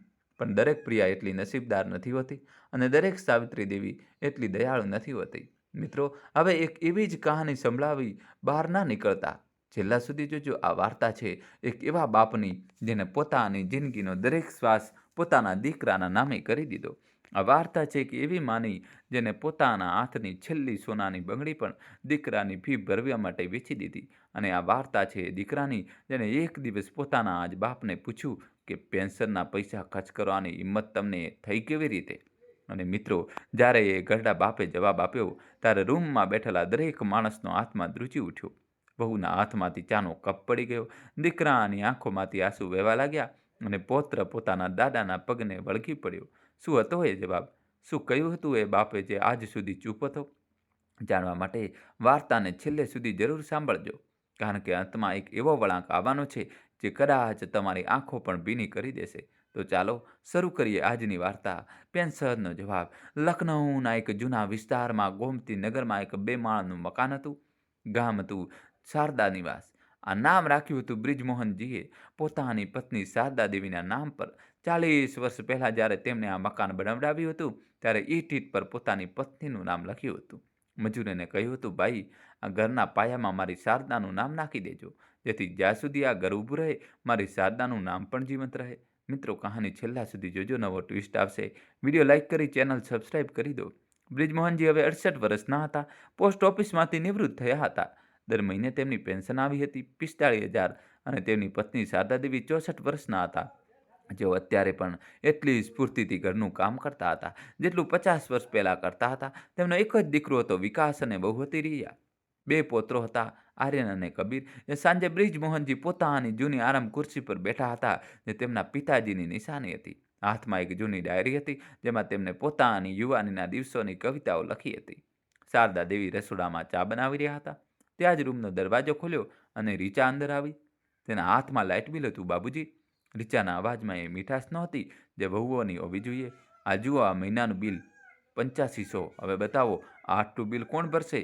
બ્રિજમોહનજીએ ડાયરી બંધ કરી, ચશ્મા ઉતાર્યા અને વહુ તરફ જોયું. બેટા, બિલ તો દર મહિને આવે છે, એમાં નવી વાત શું છે? નવી વાત એ છે કે બાબુજી, રીચાનો અવાજ ઊંચો થઈ ગયો, નવી વાત એ છે કે માજી આખો દિવસ પંખો ચાલુ રાખીને ઊંઘે છે. તમે દિવસ રાત લાઇટ ચાલુ રાખીને પોતાની ડાયરી લખતા રહો છો અને બિલ અમારે માથે આવે છે. બ્રિજમોહનજી કંઈ કહે તે પહેલાં જ શારદા દેવી ચા લઈને આવી ગયા. ટ્રેમાં 3 કપ હતા, એક રીચા માટે પણ રીચાએ ચા તરફ જોયું પણ નહીં. બસ એટલું જ કહ્યું, માજી, આજથી એક નિયમ બનાવી રહ્યા છીએ. આ ઘરમાં બપોરે 12 વાગ્યાથી 4 વાગ્યા સુધી કોઈ પંખો નહીં ચાલે, કોઈ લાઇટ નહીં સળગે અને ટીવી માત્ર સાંજે 7 વાગ્યાથી 9 વાગ્યા સુધી જ ચાલશે. અને હા, રિમોટ હવે મારી પાસે રહેશે. આટલું કહીને તે જતી રહી. શારદા દેવીની આંખોમાંથી આંસુ ટપકી પડ્યા. ચાનો કપ તેમના હાથમાં ધ્રુજી રહ્યો હતો. બ્રિજમોહનજીએ ધીમેથી તેમના ખભા પર હાથ રાખ્યો. શારદા, રોઈશ નહીં, બેસ મારી પાસે, ચા પીએ છીએ. અને યાદ છે 40 વર્ષ પહેલાં જ્યારે આપણે પહેલીવાર આ ઘરમાં આવ્યા હતા ત્યારે પણ તો આપણી પાસે માત્ર એક જ કપ હતો અને આપણે બંને એ જ એક કપમાંથી ચા પીતા હતા.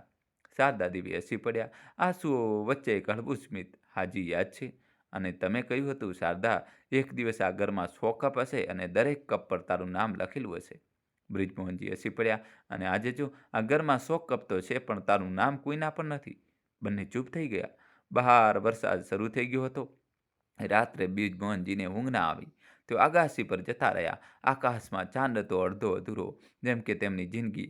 શારદા દેવી પણ પાછળ પાછળ આવી ગયા. હાથમાં એક શાલ હતી. તેમણે એ શાલ પોતાના પતિના ખભા પર ઉડાડી દીધી. શું વિચારી રહ્યા છો? શારદા દેવીએ પૂછ્યું. શારદા, બ્રિજમોહનજીનો અવાજ ભારે હતો. યાદ છે તને 1982ની રાત જ્યારે વિકાસ જન્મ્યો હતો? હોસ્પિટલની બહાર હું આખી રાત બેસી રહ્યો હતો, વરસાદમાં પલળતો. ડૉક્ટરે કહ્યું હતું કે ઓપરેશનના 5,000 થશે અને મારા ખિસ્સામાં માત્ર 10 હતા. પછી શારદા દેવીએ પૂછ્યું, જાણે તેઓ વાર્તા પહેલી વાર સાંભળી રહ્યા હોય. પછી મેં મારી ઘડિયાળ વેચી દીધી. એ ઘડિયાળ જે મારા પિતાજીએ મને લગ્ન પર આપી હતી, અને તારી સોનાની બંગડી જે તારી માએ તને આપી હતી એ પણ વેચી દીધી. ત્યારે જઈને 5,000 પૂરા થયા. શારદા દેવીની આંખો ભરાઈ આવી. અને જ્યારે વિકાસ જન્મ્યો તો તમે આખી હોસ્પિટલમાં મીઠાઈ વેચતા ફરતા હતા, જાણે કોઈ રાજકુમાર જન્મ્યો હોય. આ શારદા, એ મારો રાજકુમાર જ હતો, મારો પોતાનો લોહી, મારું ભવિષ્ય. બ્રિજમોહનજીનો અવાજ કાપી રહ્યો હતો. અને આજે એ જ રાજકુમાર પોતાની પત્નીના ઈશારા પર નાચી રહ્યો છે. દોસ્તો, હજી કહાની બાકી છે. જલ્દીથી તમારા મા બાપ માટે વિડીયો લાઈક કરી ચેનલ સબસ્ક્રાઈબ કરજો. હવે કહાનીમાં મિત્રો જબરજસ્ત ટ્વિસ્ટ આવશે. અંત સુધી અમારી સાથે જોડાયેલા રહેજો. હવે કહાની એક નવા આપણને આ ઘરમાં નોકરો જેવા બનાવી દીધા છે. શારદા દેવીએ પોતાના પતિનો હાથ પકડ્યો. જી, એક વાત પૂછું? પૂછ. તમને યાદ છે લગ્નની પહેલી રાત્રે તમે મને શું વાયદો કર્યો હતો? બ્રિજમોહનજી હસ્યા. હા શારદા, યાદ છે.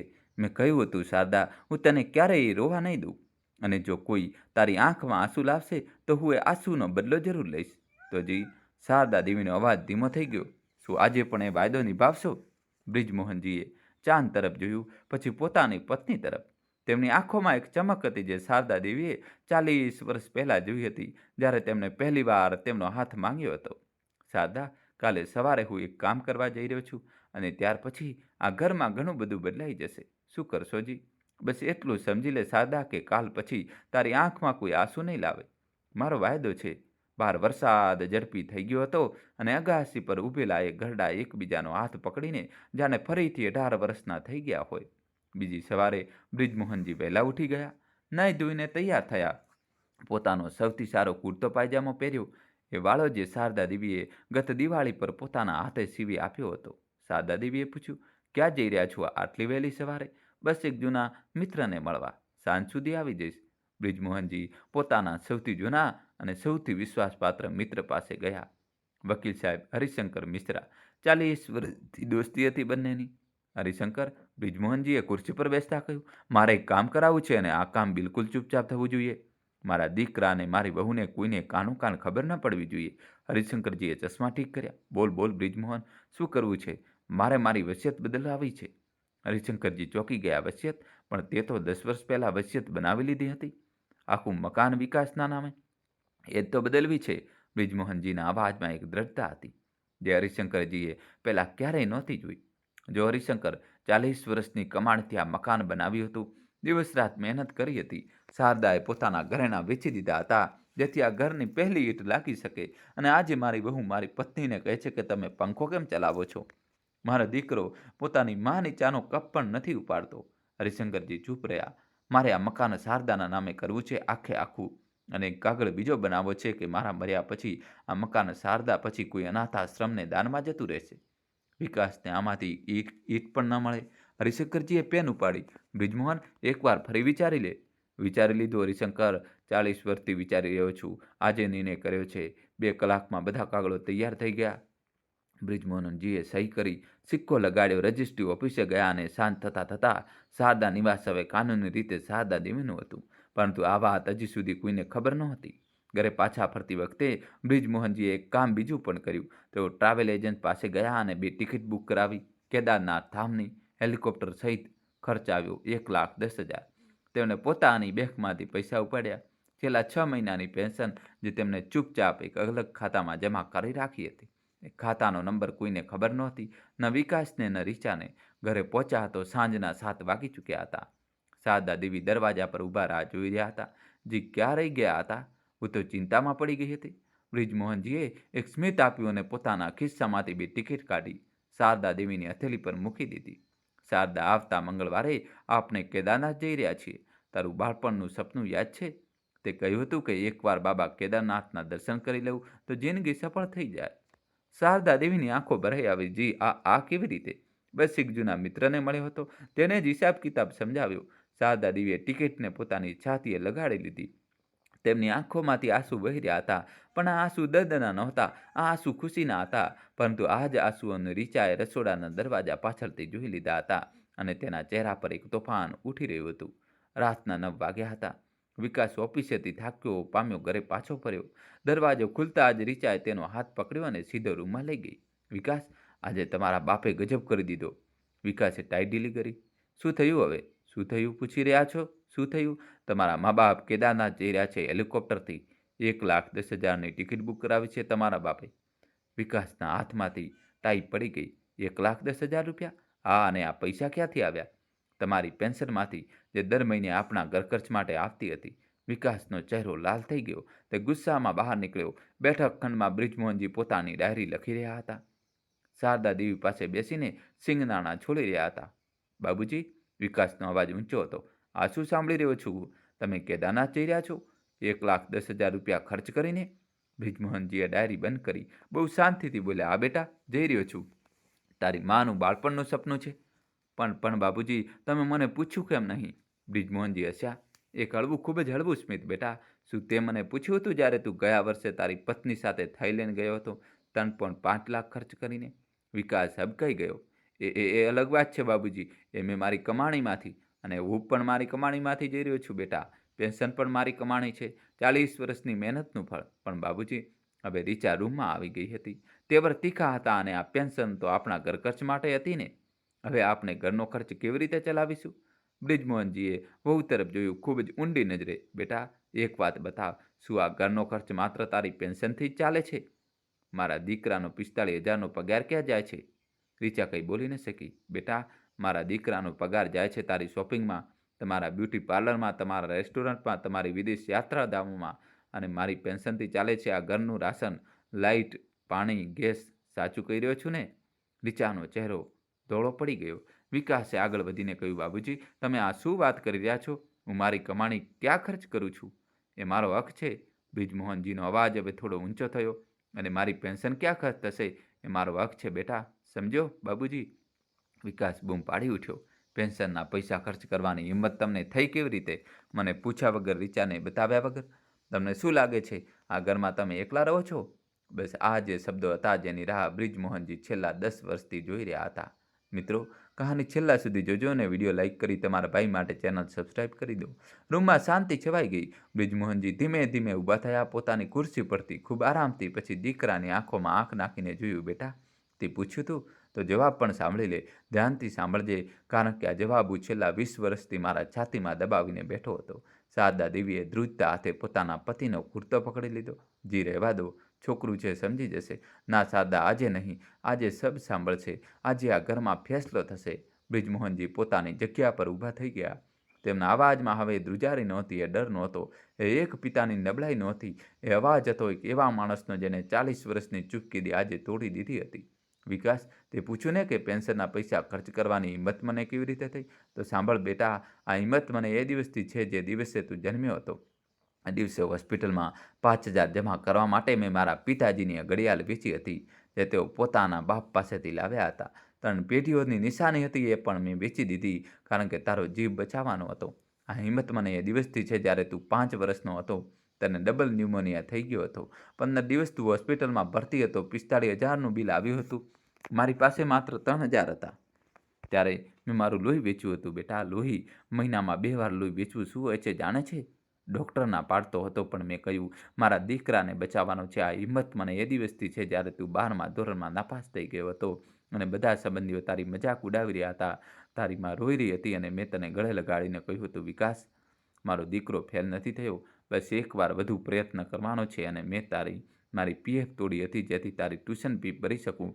આ હિંમત મને એ દિવસથી છે જ્યારે તારા એન્જિનિયરિંગના એડમિશન માટે 3 લાખ જોઈતા હતા, અને મારી પાસે 1 લાખ પણ નહોતો. ત્યારે તારી માએ પોતાની માની એ છેલ્લી સોનાની બંગડી વેચી હતી, જેના છાતી સરસી રહેતી હતી. 30 વર્ષથી તેણે એ બંગડી પહેરી હતી. નહાતી વખતે પણ નહોતી ઉતારતી, પણ તારા માટે તેને એ પણ વેચી દીધી. વિકાસના પગ કાંપી રહ્યા હતા. તે ખુરશી પર બેસી ગયો. બ્રિજમોહનજી અટક્યા નહીં. આ હિંમત મને એ દિવસથી છે જ્યારે તારા લગ્ન હતા. તારા સાસરિયાઓએ માંગ કરી હતી 10 લાખ અને એક કારની. મારી પાસે માત્ર 4 લાખ હતા. ત્યારે મેં મારી નિવૃત્તિ પછીની બધી પ્લાનિંગ વેચી દીધી. મેં વિચાર્યું હતું કે નિવૃત્તિ પછી તારી માને 4 ધામ કરાવીશ, પણ એ સપનું વેચી દીધું તારા લગ્ન માટે. આ હિંમત મને એ દિવસથી છે જ્યારે તારો પહેલો દીકરો આર્યન જન્મ્યો હતો, અને તું હોસ્પિટલમાં નહોતો, કારણ કે તું ઓફિસની મિટિંગમાં હતો. રાત્રે પણ મેં જ રીચાનો હાથ પકડ્યો હતો, તેના માથા પર હાથ રાખ્યો હતો, અને કહ્યું હતું, બેટા, ગભરાઈશ નહીં, હું છું. ત્યારે રીચા મને બાબુજી કહેતી હતી. બેટા બાબુજી. રીચા હવે ભોંય પર બેસી ગઈ હતી. હાથથી મોં ઢાંકીને રોઈ રહી હતી. બ્રિજમોહનજીની આંખોમાં હવે આંસુ વહી રહ્યા હતા, પણ અવાજ ધ્રુજી નહોતો રહ્યો. અને બેટા, આ હિંમત મને આજથી છે. આજે જ્યારે મારી પત્ની, જેને પોતાના ઘરેણાં વેચીને તને ઉછેર્યો, જેને પોતાની યુવાની તારી ફી ભરવામાં કાઢી નાખી, જેને પોતાના હાથે તારી પહેલી વાર વર્દી સીવી આપી હતી જ્યારે તું સ્કૂલે જવા લાગ્યો હતો, આજે એ જ ઓરત આ ઘરમાં પોતાની વહુ પાસેથી પૂછે છે કે તે પંખો ચલાવી શકે છે કે નહીં. વિકાસ, તે પૂછ્યું કે પેન્શન વાપરવાની હિંમત મારામાં ક્યાંથી આવી? બેટા, આ પેન્શન નથી, આ એ 40 વર્ષનો પરસેવો છે જે મેં પોસ્ટ ઓફિસના એ સાંકડા ઓરડામાં વહાવ્યો હતો. આ એ રાતોની ઊંઘ છે જે મેં તારા ભણતર માટે છોડી હતી. આ એ લોહીની કિંમત છે જે મેં તારા માટે વેચ્યું હતું. આ એ સપનાઓની લાશ છે જે મેં તારા માટે દફનાવી દીધી હતી. અને સૌથી મોટી વાત બેટા, આ એ આંસુઓની કિંમત છે જે આજે તારી માની આંખોમાં છે, તારા લીધે, તારી પત્નીના લીધે. તો હા બેટા, મારામાં હિંમત છે, પૂરેપૂરી હિંમત છે આ પેન્શન વાપરવાની પણ અને તને જવાબ આપવાની પણ. ઓરડામાં સન્નાટો છવાઈ ગયો હતો, એવો સન્નાટો જે કદાચ એ ઘરમાં પહેલાં ક્યારેય નહોતો છવાયો. વિકાસની આંખોમાંથી સતત આંસુ વહી રહ્યા હતા. રીચા ભોંયતળીએ પડીને ડૂસકા ભરી રહી હતી. શારદા દેવીએ પોતાના પતિનો હાથ પકડી રાખ્યો હતો. ત્યારે જ દરવાજા પાસેથી એક નાનો અવાજ આવ્યો, દાદાજી. બધા જ ચોંકી ગયા. દરવાજે ઊભો હતો આર્યન. 12 વર્ષનો. પાછળ તેનો નાનો ભાઈ કબીર પણ ઊભો હતો. 8 વર્ષનો. આર્યનની આંખોમાંથી આંસુ વહી રહ્યા હતા. દાદાજી, મેં બધું સાંભળી લીધું. આર્યન ધીમે ધીમે ચાલીને પોતાના દાદા પાસે આવ્યો અને તેમના પગને વીંટળાઈ ગયો. દાદાજી, શું આ સાચું છે? તમે તમારું લોહી વેચ્યું હતું પપ્પા માટે? બ્રિજમોહનજીએ બાળકને ઊંચક્યો, ખોળામાં બેસાડ્યો. તેમના આંસુ હવે રોકાઈ રહ્યા નહોતા. બેટા, આ બધી જૂની વાતો છે. તું નાનો છે, સમજીશ નહીં. ના દાદાજી, હું સમજી ગયો. આર્યનના અવાજમાં એક અજીબ પકડ હતી. દાદાજી, એક વાત પૂછું? પૂછ બેટા. દાદાજી, જ્યારે હું મોટો થઈશ અને પપ્પા ઘરડા થઈ જશે તો શું હું પણ પપ્પા સાથે આવી જ રીતે વાત કરીશ જેવી રીતે આજે પપ્પા તમારી સાથે કરી રહ્યા છે? આ સાંભળીને વિકાસના છાતીમાં જાણે કોઈએ ખંજર ભોંકી દીધું હોય એવું લાગ્યું. વિકાસ ઘૂંટણીએ બેસી ગયો પોતાના દીકરા સામે. ના બેટા, ના, એવું ન બોલ. પણ પપ્પા, તમે તો એવું જ કરી રહ્યા છો ને? તો હું પણ તો તમને જોઈને જ શીખી રહ્યો છું. દાદી મને રોજ વાર્તા સંભળાવે છે, બતાવે છે કે તમે બાળપણમાં કેટલા આંબા ખાધા હતા, કેટલી મસ્તી શરારતો કરી હતી. દાદાજી મને રોજ ગણિત ભણાવે છે, છતાં પણ તમે તેમની સાથે આવી રીતે કેમ વાત કરો છો પપ્પા? વિકાસના મોંમાંથી કોઈ જવાબ ન નીકળ્યો. કબીર પણ આગળ આવી ગયો. પપ્પા, શું તમે પણ અમને છોડી દેશો જ્યારે અમે મોટા થઈશું? વિકાસે પોતાના બંને દીકરાઓને છાતીએ સરસા ચાંપી લીધા. ના બેટા, ના, હું તમને ક્યારેય નહીં છોડું. તો પછી પપ્પા? આર્યને પૂછ્યું. દાદાજી અને દાદીને કેમ છોડી રહ્યા છો? બસ આ જ એ સવાલ હતો જેનો જવાબ આજે પણ કોઈ દીકરા પાસે નથી હોતો. વિકાસ ઊભો થયો અને પોતાના પિતાના પગમાં પડી ગયો. બાબુજી, મને માફ કરી દો, મને માફ કરી દો, હું ખૂબ મોટો ગુનેગાર છું. રીચા પણ આગળ વધી અને શારદા દેવીના પગમાં પડી ગઈ. માજી, મને માફ કરી દો, મેં બહુ ખરાબ કર્યું તમારી સાથે. હું માણસ કેવડાવવાને લાયક નથી. શારદા દેવીએ વહુને ઊભી કરી ગળે લગાવી અને તેમની આંખોમાંથી પણ આંસુ વહી નીકળ્યા. બેટા, માં ક્યારેય પોતાના બાળકથી નારાજ નથી હોતી. બ્રિજમોહનજીએ પણ પોતાના દીકરાને ઉંચક્યો, પણ આ વખતે તેમના ચહેરા પર એ પ્રેમ નહોતો જે હંમેશા રહેતો હતો. એ પ્રેમ હતો પણ સાથે એક પાઠ પણ હતો. વિકાસ, બેટા, હું તને માફ કરું છું, પણ એક વાત યાદ રાખજે, માફી મળી જાય છે પણ ઘા રહી જાય છે. મારા અને તારી માના દિલ પર જે ઘા તે આપ્યા છે તે રૂજાઈ તો જશે પણ તેના નિશાન રહી જશે. વિકાસ માથું નમાવીને ઊભો રહ્યો. આવતા મંગળવારે બ્રિજમોહનજી અને શારદા દેવી કેદારનાથ જવા માટે નીકળ્યા. પણ આ વખતે તેઓ એકલા નહોતા. વિકાસ, રીચા, આર્યન અને કબીર બધા સાથે હતા. વિકાસે પોતાના પૈસાથી આખા પરિવારની ટિકિટો બુક કરાવી હતી, હેલિકોપ્ટરથી અને 5 દિવસ હોટલ પણ. ત્યારે હેલિકોપ્ટરે ઉડાન ભરી ત્યારે શારદા દેવીને પોતાના જીવનમાં પહેલીવાર જમીનને આટલી ઊંચાઈએથી જોઈ. તેમની આંખો ભરાઈ આવી. તેમણે પોતાના પતિનો હાથ પકડ્યો. શું આ સાચું છે કે હું કોઈ સપનું જોઈ રહી છું? બ્રિજમોહનજી હસ્યા. શારદા, આ સાચું છે. અને તને ખબર છે, 40 વર્ષ પહેલાં જ્યારે આપણે પહેલીવાર ટ્રેનમાં બેઠા હતા, મારી પાસે ફક્ત જનરલ ટિકિટ હતી અને તું પહેલીવાર ટ્રેનમાં બેઠી હતી. તને ડર લાગી રહ્યો હતો. મેં તારો હાથ પકડ્યો હતો અને કહ્યું હતું, શારદા, એક દિવસ આપણે બંને વિમાનમાં બેસીશું, યાદ છે? શારદા દેવીની આંખોમાંથી આંસુ વહી રહ્યા હતા. હાજી, યાદ છે. અને તને એ દિવસે વાયદો કર્યો હતો કે મને બાબા કેદારનાથના દર્શન પણ કરાવશો. તો લે શારદા, આજે મારો વાયદો પૂરો થઈ રહ્યો છે. પાછળની સીટ પર બેઠેલી વિકાસ આ બધું સાંભળી રહ્યો હતો. તેની આંખો ભરાઈ આવી. તેને પોતાની પત્નીનો હાથ પકડ્યો. રીચા, આપણે કેટલા સ્વાર્થી હતા ને? આ વિકાસ ખૂબ સ્વાર્થી. કેદારનાથ પહોંચીને જ્યારે શારદા દેવીએ પહેલીવાર બાબા કેદારનાથના દર્શન કર્યા તો તેમના પગ જમીન પર ટકતા નહોતા. તેઓ રોઈ રહ્યા હતા, હસી રહ્યા હતા અને ભગવાનનો આભાર માની રહ્યા હતા. તેને પોતાના પતિને કહ્યું, હવે જો મારો જીવ પણ નીકળી જાય ને તો પણ મને કોઈ ફરિયાદ નહીં હોય.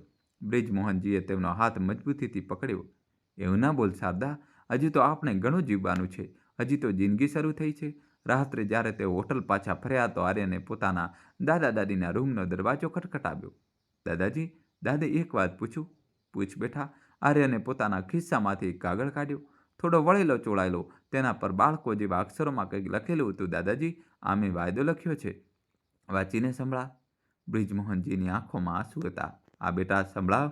આર્યને વાંચવાનું શરૂ કર્યું. હું આર્યન, 12 વર્ષનો, આજે વાયદો કરું છું કે જ્યારે હું મોટો થઈશ તો પોતાના પપ્પાને ક્યારેય નહીં ભૂલું અને પોતાના દાદી દાદીને ક્યારેય નહીં ભૂલું અને ક્યારેય પણ પોતાના મા બાપને એ નહીં પૂછું કે પેન્શનના પૈસા વાપરવાની હિંમત તમારામાં ક્યાંથી આવી, કારણ કે તેમનું પેન્શન તેમનું જ છે અને તેમની જિંદગી તેમની જ છે. બ્રિજમોહનજીએ બાળકને છાતીએ લગાવી લીધો. તેમની આંખોમાંથી આંસુ વહી રહ્યા હતા. બેટા, આજે તે મને આપી દીધું જે હું 40 વર્ષથી માંગી રહ્યો હતો. કેદારનાથથી પાછા ફરીને ઘરનું વાતાવરણ પૂરેપૂરું બદલાઈ ગયું હતું. રીચાએ પોતાના હાથે રસોડું સંભાળી લીધું. શારદા દેવીને કહ્યું, માજી, હવે તમે ફક્ત આરામ કરશો અને મને આશીર્વાદ આપશો. વિકાસ દરરોજ સાંજે ઓફિસેથી પાછો ફરીને પહેલાં પોતાના પીઠા પાસે બેસતો, તેમની ડાયરી સાંભળતો, તેમની કવિતાઓ વાંચતો અને કહેતો, બાબુજી, તમે આટલું બધું લખ્યું છે અને છપાવતા કેમ નથી? બેટા, આ કવિતાઓ છે, છપાવવા માટે નથી. આ તો બસ મારા અને તારી મા વચ્ચેની વાતો છે. એક દિવસ સાંજના સમયે બ્રિજમોહનજીએ વિકાસને બોલાવ્યો. બેટા, એક વાત કહેવી છે તને. બોલો બાબુજી. બેટા, જે દિવસે મેં તને પૂછ્યું હતું કે પેન્શન વાપરવાની હિંમત કેવી રીતે થઈ, એ જ દિવસે મેં આ મકાન તારી માના નામે કરી દીધું હતું. વિકાસ ચોંકી ગયો. શું? હા બેટા, અને એક વસિયત પણ બનાવી હતી કે તારી મા પછી આ મકાન અનાથ આશ્રમને જતું રહેશે. વિકાસના પગ કાપવા લાગ્યા. પણ બાબુજી, હવે બ્રિજમોહનજી હસ્યા. બેટા, હવે હું એ વસિયત બદલવા જઈ રહ્યો છું. નવી વસિયત લખીશ કે તારી મા પછી આ મકાન તારા બાળકો આર્યન અને કબીરના નામે થશે, તારા નામે નહીં, તારા બાળકોના નામે. વિકાસની આંખો ભરાઈ આવી. કેમ બાબુજી, મારા નામે કેમ નહીં? બેટા, કારણ કે તે એક દિવસ મને પૂછ્યું હતું કે પેન્શન વાપરવાની હિંમત કેવી રીતે થઈ. મેં તને માફ કરી દીધો, પણ આ મકાન, આ તારી માની મહેનત છે. તેના ઘરેણાં વેચાયા હતા આના માટે, તો આ તેમને જ મળવું જોઈએ જે તારી માનું સાચું સન્માન કરે. અને મારા પુત્રો આર્યન અને કબીર, તેઓ અમારું સન્માન કરે છે. વિકાસે પોતાના પિતાના પગ પકડી લીધા. બાબુજી, તમે સાચું કહી રહ્યા છો. આ મકાન મારા બાળકોના નામે જ હોવું જોઈએ. કેટલાક મહિનાઓ વધુ વીતી ગયા. ઘરમાં હવે હાસ્ય હતું. સાંજે બધા સાથે બેસતા, ચા પીતા, વાતો કરતા. આર્યન પોતાના દાદા સાથે શતરંજ રમતો. કબીર પોતાની દાદીના ખોળામાં માથું મૂકીને ઊંઘી જતો. એક રાત્રે બ્રિજમોહનજી અને શારદા દેવી ધાબા પર બેઠા હતા. ચાંદ આજે પૂરો ખીલેલો હતો. શારદા, બ્રિજમોહનજીએ ધીમેથી કહ્યું, એક વાત કહું? બોલોજી. મને હવે કોઈ ફરિયાદ નથી જિંદગીથી. બસ એક વાતની શાંતિ છે કે મેં મારો વાયદો નિભાવી દીધો. કયો વાયદોજી? એ જ જે લગ્નની પહેલી રાત્રે કર્યો હતો.